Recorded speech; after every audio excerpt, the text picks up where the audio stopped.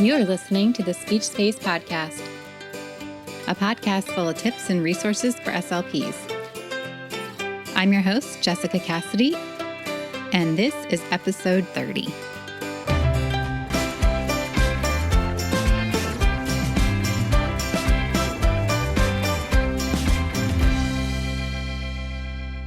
Hey everyone, thank you so much for joining me today to talk about grammar, specifically syntax. So before we get started, I wanted to take a brief moment to let you know that this podcast is brought to you by the Digital SLP membership site, which is a site that features no print and low prep resources for SLPs, in addition to a growing library of videos that help to summarize evidence and provide you with information to help make your job easier as an SLP.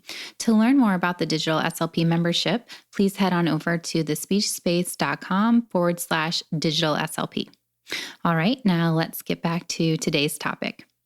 So as you all know, syntax is sentence structure. And I've had a lot of SLPs reach out to me and indicate that this is an area in which they're not entirely comfortable. I think that's in part because when we're in graduate school, we learn so much and we're not necessarily given a systematic way in which we approach intervention for syntactic skills. I think that some of us also might get a little bit rusty on some of our ELA skills as well. So it's necessary for us to have a really good understanding of syntactic elements of language before we can be comfortable assessing or treating this area. So today I'm going to start there and discuss the basics. Now that should provide a good foundation for future episodes where we discuss intervention and treatment. Because I cover a lot of ground in this episode, I've also created a handout for you that summarizes the content reviewed in this podcast. That way you can focus on listening to the podcast and not needing to worry about taking notes. So I will link to that, or I will give you the link for that, rather, at the end of the show. All right, so let's start off by talking about the 8 different parts of speech. So number 1 is nouns. And as we all know, a noun is a word that represents a person, place, or thing. Number 2 is pronouns, and those are words that take the place of a noun. For example, I, she, or it. Now, there's many different types of pronouns. For example, personal, indefinite, or interrogative. Number 3, we've got adjectives, and these are words that modify nouns or pronouns, and they're usually descriptive. For example, words like big, happy, and red are all adjectives. Number 4 is verbs, and these are words that indicate an action or a state of being. And examples of some verbs would be words like walk, make, get, am, or sing. Number 5 is adverbs. Now, these are words that modify verbs, adjectives, and other adverbs. You can often recognize adverbs because most of them are followed by ly, but that's not always the case. So that's not a hard and fast rule that you can use, but many times you can recognize adverbs because they are formed by adding ly to an adjective. The most common question that adverbs answer is how, and some examples of some adverbs would be things like quickly, very, and absolutely. Number 6 is prepositions, and prepositions are words that show the relationship of the noun or pronoun to some other word in this sentence. For example, in, by, below, behind, and without. Number 7 is conjunctions. This is a word that joins a phrase, clause, sentence, or other words together, and these are words like and, because, or, and but. I also want to add that there are 4 different types of conjunctions, and those are subordinating conjunctions, coordinating conjunctions, correlative conjunctions, and conjunctive adverbs. And number 8 is interjections. So an interjection is a standalone word that expresses emotion. Examples of some interjections would be things like ouch, wow, or yikes.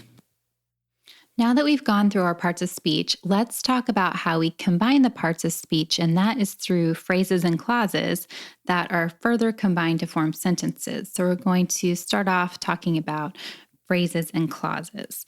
So phrases are groups of related words that don't contain both a subject and a predicate. So there's 4 different types. There's noun phrases, verb phrases, prepositional phrases, and adjective phrases. So we're going to go through each one briefly. Now, noun phrases are groups of words that act as a noun. So for example, in the sentence, the red balloon is in the sky, the noun phrase would be the red balloon. Now, verb phrases are groups of words that act as a verb. For example, in this sentence, he was running to the park, the verb phrase would be was running. Prepositional phrases are groups of words that act as a preposition. So for example, in the sentence, he left it with me, the prepositional phrase would be with me. And adjective phrases are groups of words that modify a noun or pronoun. So for example, in this sentence, the pie is very delicious would be the adjective phrase. So now that we've covered our phrases, let's talk about clauses. So clauses are groups of related words that have both a subject and a predicate, and there are 2 types. There's dependent clauses, also known as subordinate clauses, and then there's main clauses, also known as independent clauses. So a dependent clause is a group of words with a subject and a verb, but does not express a complete thought. So some examples of dependent clauses are when the food arrives or until the sun rises. Now, examples of an independent clause, which is a clause that can stand alone as its own sentence that also expresses a complete thought. Some examples would be, I like to swim to stay healthy, or something like, it is very important to brush your teeth. So I know that I've given you guys a lot of information here. So I've decided to split things up amongst a few different podcasts.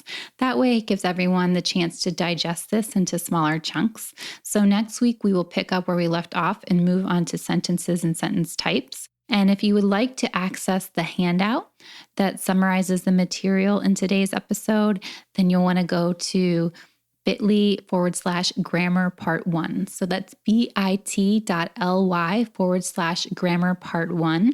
And that's the number 1, not the word 1 spelled out. So you're going to scroll down under the links mentioned section, and you'll want to click on free handout there. I think it's going to be the first link listed. So I hope that you found this helpful, and please stay tuned for next week's episode as we continue with this series.